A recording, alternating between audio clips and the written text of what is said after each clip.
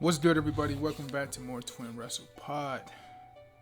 Today's video, man, and we're going to be talking about wrestlers who I think should leave AEW and not necessarily go to WWE, but go to different companies to better their position in pro wrestling. Because I don't think AEW has, I'm not going to say their best interests at heart, but it's been a lot of stuff we don't seen since they've been in AEW to where AEW hasn't put these guys in the best spotlight and utilized these guys the right way.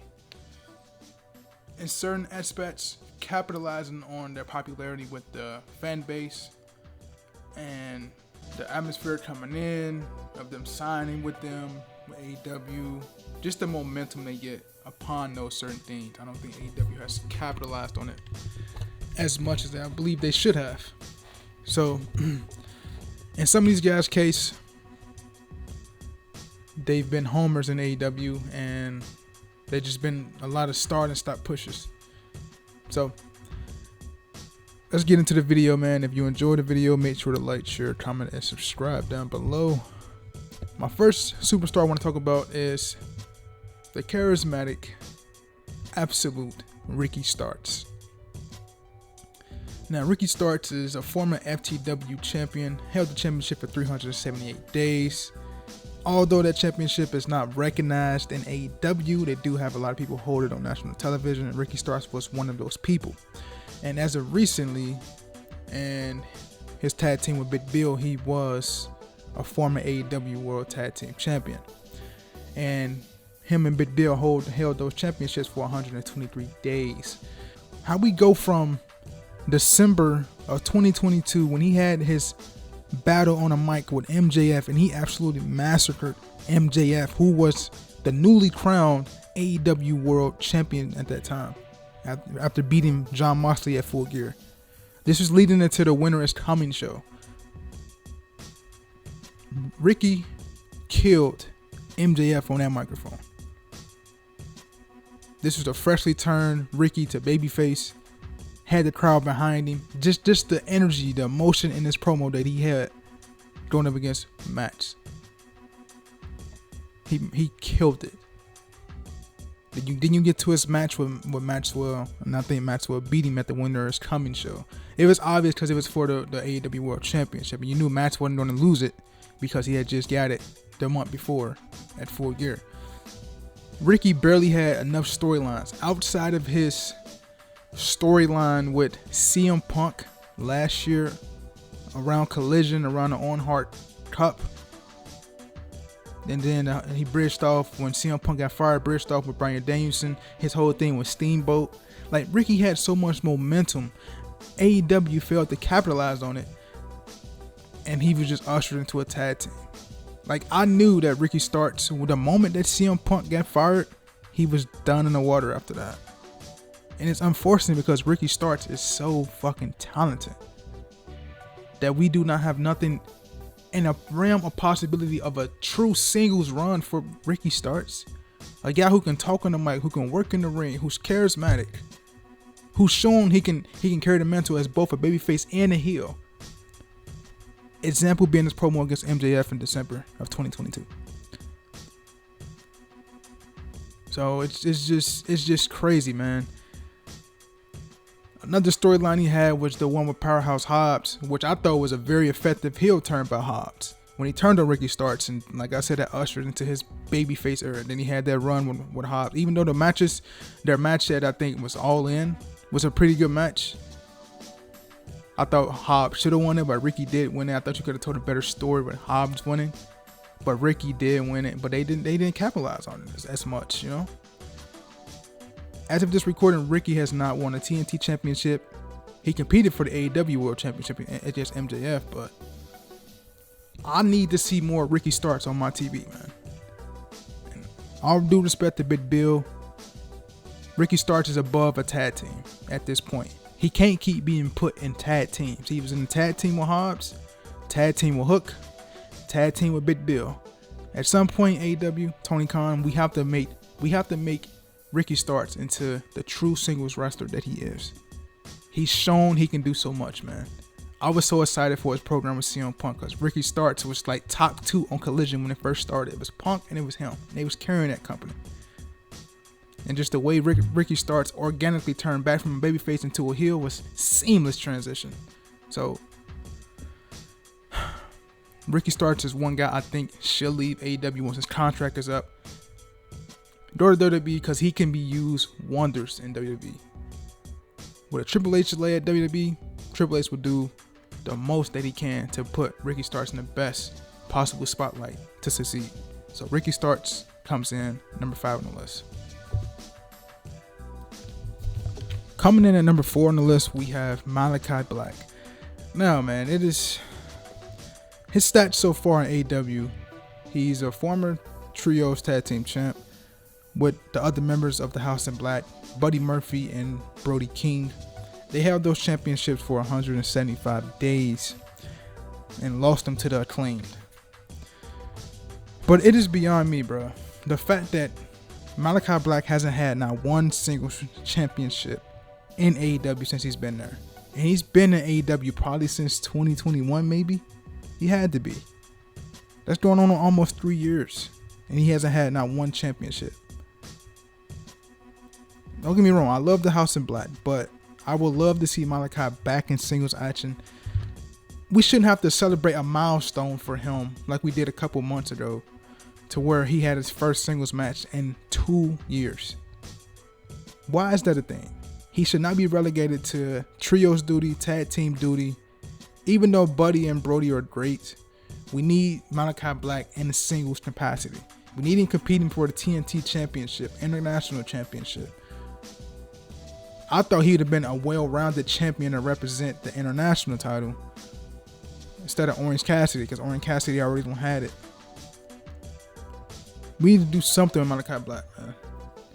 Or else, once his contract is up, I believe he should leave AEW and go back to WWE. We seen how Triple H handled him while he was in NXT. He was one of those 4 pillars. Remember when Triple H had they were called to the main roster? You had Aleister Black, Ricochet, Johnny Gargano, and Tommaso Ciampa. Those were like Triple H's 4 big guys in NXT. And now with Triple H running the main roster, can you imagine what Triple H will have for Aleister Black on the main roster now? He's one of his guys. So I would think the best move for Aleister Black at this point, or Malakai Black at this point, would be to go back to WWE so he can be with his wife and he can be put in at least a better position that he's put in AEW. AEW just not using him as much. Hopefully, man, they take this video and ring and then they somewhat put Malakai Black in some of these pictures. TNT, International, put him somewhere, man. Don't just have him regulated just sitting there for tag team and trios. And I know that AEW's contracts allow people to work indies and have a lighter schedule, but if we're not going to feature these guys in a main event capacity, then what's the point of having them there? Just collect dust, right? So hopefully Malakai Black is in the singles capacity somewhere in the future before his contract is up, because I believe he should go back to WWE. Number 3, man, we have Limitless Keith Lee. He is a former AEW Tag Team Champion with Swerve and Swerve and Our Glory. They held the Tag Team Championships for 70 days. What is there to be said about Keith Lee in AEW? Just not used at all, pretty much. Outside of his stuff with Swerve, he has nothing going for himself in this company. It's unfortunate because he, at the moment, is injured. So that's more time delayed for us to see Keith Lee on our TV screens. But man, we know what Keith Lee was when he was in WWE and NXT. We know what he was. He was, to my knowledge, the only man to hold both the NXT North American Championship and the NXT Championship at the same time. We remember his pop he got at the Royal Rumble 2020 with facing Brock Lesnar in the middle of that ring. We remember at the Survivor Series with Roman Reigns. We remember all that stuff. to see the way Triple H handled this guy while he was under Triple H's eye in NXT and somewhat going toward the main roster before he was even on the main roster. And AEW, they have, Tony Khan has nothing for Keith Lee, man. Nothing. So far, most of his highlights are in the tag team with Swerve. The Swerve and the Glory versus the Acclaim match at All Out 2022. I was there. I was in that crowd that day, that night. The fans were on their feet for this matchup, bro. There was nobody sitting down unless you were blackout, faced out, drunk, knocked out in that arena while that match was going on. And AEW, so after that, they have a rematch with their Acclaim after they lose the championship at Grand Slam in September. They have a rematch with their Acclaim at Full Gear. Swerve turns on Keith Lee and they lose the matchup. Then Swerve takes out Keith Lee in December the next month. And Keith Lee is gone from December and he returns on February. And then from that point he returned on February. He's in another tag team with Dustin Rhodes. So he's regulated to another tag team duty on top of tag team duty. And he's pretty much just used sporadically throughout 2023 for the most part. Until we get to the latter end of 2023. The point we wanted him versus Swerve. We wanted that feud.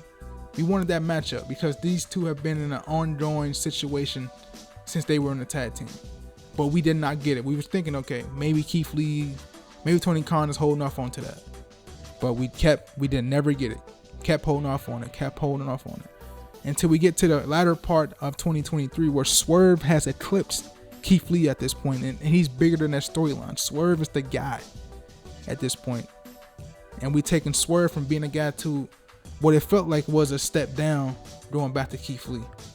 Keith Lee built up a so-called winning streak. He won like 4 or 5 in the matches in a row, then decided to call out Swerve so they can have their match at World's End. But unfortunately, Keith Lee was hurt and he wasn't able to compete in this match. And he ended up having surgery.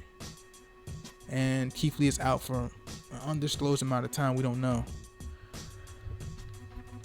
But to say that, man, Keith Lee deserves better. And I, for one, think once his contract is up, he should go back to WWE, be with his wife, and be under a WWE main roster led by Triple H. Because we've seen the potential in Keith Lee when Triple H was there. Was the guy watching, overseeing everything. I ain't saying Keith Lee don't get back to that level, but I think Triple H will put him in a better prominent position that he's in AEW.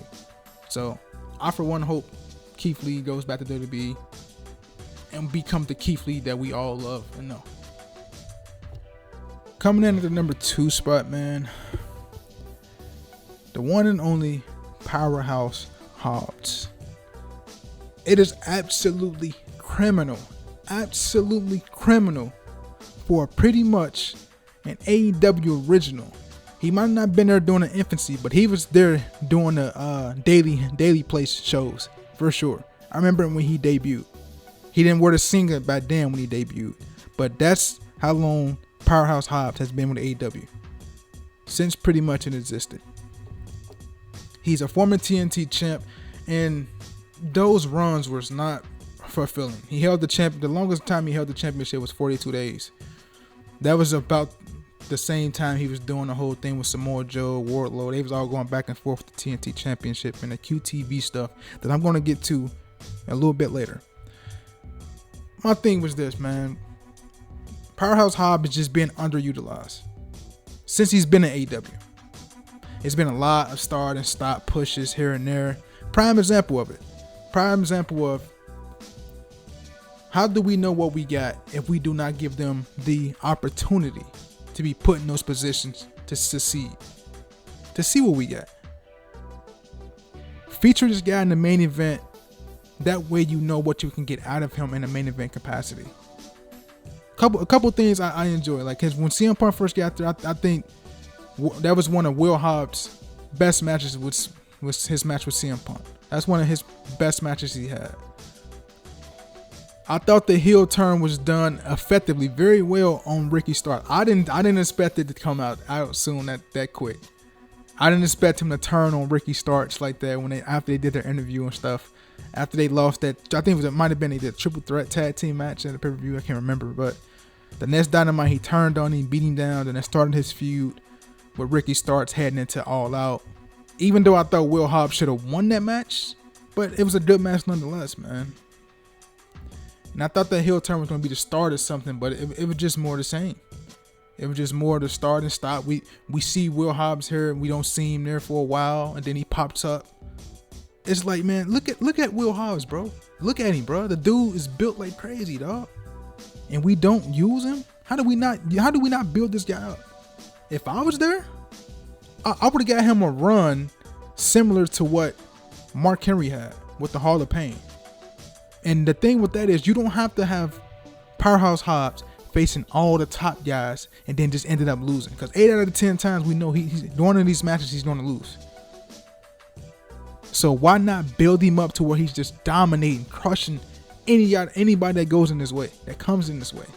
It don't have to be top tier guys at the time. Let him crush some smaller guys from a time period. Just build it up. Slowly build it up. And then we get in these matches with these top talents for the TNT title, for the international title, for the AEW World Championship. And then, you know, the casual fan or the real wrestling fan know that Powerhouse Hobbs has a legit chance of walking out there with those championships. But we won't know unless you build the guy up, man. Build him up, bro. Tony Khan, you gotta build him up, man. He's one of your originals, bro. You should want one of your originals to be a face to at least to hold one of your championships, man. But it hasn't happened. The whole QTV situation, Powerhouse Hobbs is above that, bro. He already was in Team Taz. He don't need to be another faction. That's why I thought the QTV stuff was so bad. Like, let Powerhouse Hobbs do his thing by himself, bro. If you want to have a mouthpiece, that's cool. But he don't have to. He don't type of guy don't have to come in there and talk that much. He can go in there and just dominate whatever. Now he's with the Don Callis family. It seems like it's more the same with Powerhouse Hobbs. He's just there to be the heavy and then be the guy to eventually win or lose or fall here and there, lose a match here and there, lose an important match at that. Tony Khan, you gotta do better, man. You gotta do better with pushing Hobbs, man. But Powerhouse Hobbs comes in at number 2 for me, man. If his contract is up, I think he should go to WWE, man. I think WWE will use him much more better than what NXT is. I mean, than what AEW is using him. Whether you want to put him on the NXT, look at the new dude who's the North American champion. You telling me Powerhouse Hobbs can't be like that on a better scale? Come on, man. You gotta do better with Powerhouse Hobbs, man. I need Powerhouse Hobbs to be in that world championship scene within the next year and a half, man. Let's make it happen, Tony Khan. Last but not least, I don't think this will be a surprise to anyone at this point. We got Wardlow coming in at the last spot. The shit that happened to Wardlow is just, it's insane. For him to be at the peak, man, the peak to where he is now, bro, as an afterthought, man, back in another faction. We don't even know if he's in the faction now. It's crazy, man. It's crazy. I remember them airing these vignettes for Wardlow back when the Double or Nothing Casino Battle Royal joint. I remember back then when they debuted these vignettes for Wardlow. He's in the parking garage or something like that. Beat up some guy, chokeslam some guy or something like that. And then you put him together with MJF. He serves as MJF's heavy. And you just slowly building stuff between him and MJF. We all knew that he was going to break out away from MJF sooner than later. But you get the crowd invested in this character because it slowly builds. He serves as the heavy, follows MJF wherever he go, helps match win his matches. Once matches get too fucking cocky and start getting super arrogant towards Wardlow, we knew that Wardlow was breaking away from him. And that's been Wardlow's best storyline. It's been like a gift and a curse for him. I was at the All-In event, the All Out event in Chicago when he teamed up with FTR. when he used to come out, people used to chant Wardlow, like how Goldberg used to come out, it used to be like Wardlow. Going into that Double or Nothing, when him and Max was facing each other, it was not about Wardlow. It was about will Maxwell show up. It was all about Maxwell. Not enough about Wardlow. Wardlow wanted to beat him, destroyed him, and he was supposed to be on trajectory towards the World Championship. But no, he wasn't. He regulated to the TNT Championship, which was cool for the time that he won it, because we thought, okay, this is going to be a stepping stone for him to get to the big prize, the big title, the World Championship. But no, that TNT Championship was a gift and a curse for him. More of a curse than anything. Somebody broke into a store, stole his gear, stole his passports, all that, man. If that TNT Championship was bad luck for Wardlow. It was in terrible feuds with Samoa Joe, with Powerhouse Hobbs. They had him have a mentor in Arn Anderson, which is fine, but I don't think Wardlow needed a mentor. Wardlow was so hot, they was comparing his run to how Batista's run was in 2005 when he broke away from Evolution. He just recently got put to sleep by Samoa Joe at the Big Business Dynamite like 2 weeks ago. We ain't seen him since. And the Undisputed Kingdom presumably kicked him out of the group. And I felt it very fucking weird of Tony Khan to put that match up at Big Business. I know you wanted a big marquee match, but if it was me booking that, man, I would have had Wardlow keep his future World Championship match for when he wanted to use it. And the way they went out there and had him do it, put the fucking sleep like that was just the icing on the cake for Wardlow and AEW, man. Me personally, I don't think he should re-sign with AEW. I think he should leave AEW, go to WWE, be under Triple H tutelage. Cause I think WWE can use him so much more better than what AEW has used him for. It was at points in AEW where he was gone for months on end. He wasn't even been able to make the All In show in Wembley, which is crazy, yo. Crazy now that I think about it. You know what I mean? It's unfortunate, man. It really is, because he got so much talent that ain't been tapped into yet, because the booker just won't put him in those positions to succeed. So I for one think Wardlow should leave, man. And that's gonna conclude this video, man. If you enjoyed the video, make sure to like, share, comment, and subscribe down below. And I'll see you guys in the next video, man. Y'all take it easy.